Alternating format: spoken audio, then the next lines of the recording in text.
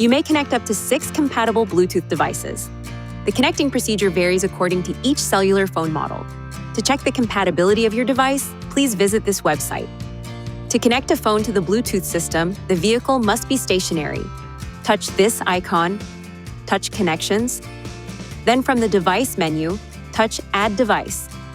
A message will appear on your vehicle's screen, directing you to enable Bluetooth on your device.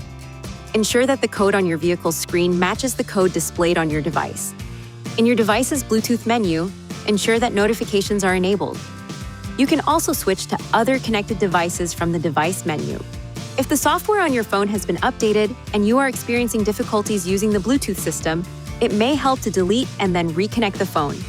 From the Connections menu, touch this icon by the name of the device, and then touch Delete.